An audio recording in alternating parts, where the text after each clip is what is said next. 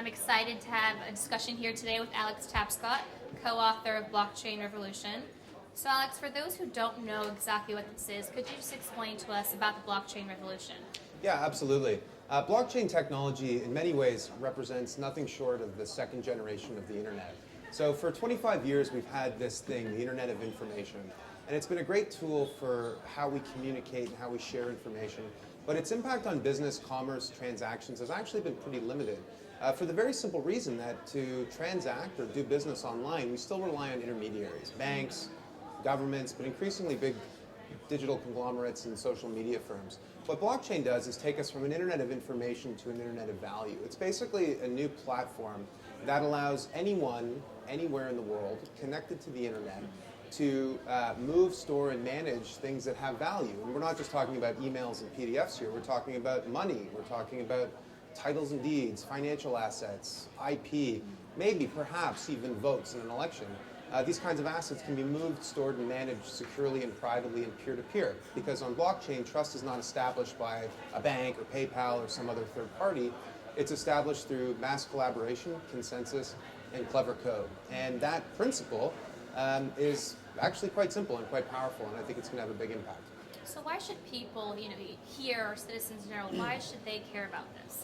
Well, for the folks who are here, I mentioned that it's an Internet of Value or Internet of Assets, and one of the most fascinating and vexing assets that have been trying to unbundle are things like carbon credits or things like energy itself. I mean, carbon is an asset class that trades by appointment only between large institutions like corporations and governments, and for most individuals it's an abstraction that never really touches their lives, even though carbon itself is having a global impact on the environment and on people.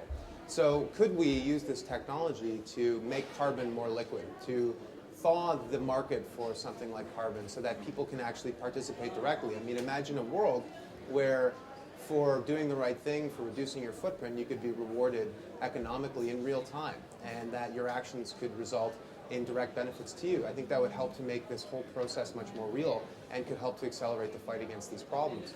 For something like energy, I mean, the market for energy as it's existed in the world has been very one-way broadcast. You have large regulated utilities generating power, selling it to a captured market, usually through some kind of regulated mechanism.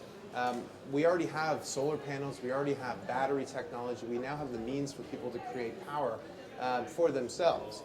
And with blockchain, we now have a transaction mechanism to create marketplaces where those people can take the thing that they create and actually receive value for it and not be beholden to some large centralized institution, but actually be a cooperative, a prosumer in the market, a producer and consumer, someone who's got a stake.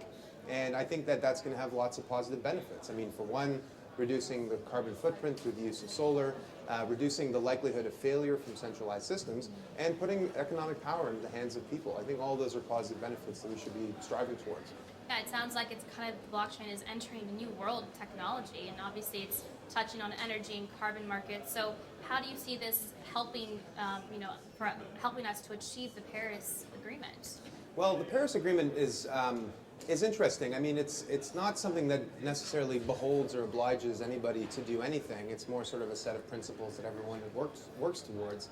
But I do think that there's a bit of name and shame value to people not withholding their end of the bargain. And if you combine IoT, so Internet of Things, sensor technology, satellite data, and other sources of information, and you record it and share it in a way that everyone can trust it, then we'll have a much more robust idea, a much clearer idea of who's actually abiding by their commitments and who's trying to sneak under the wire, so to speak.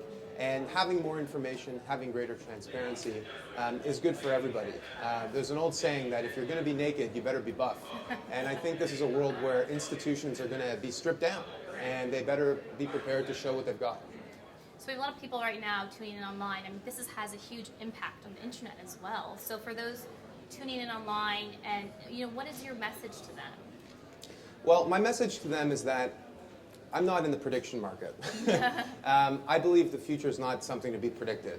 It's something to be achieved.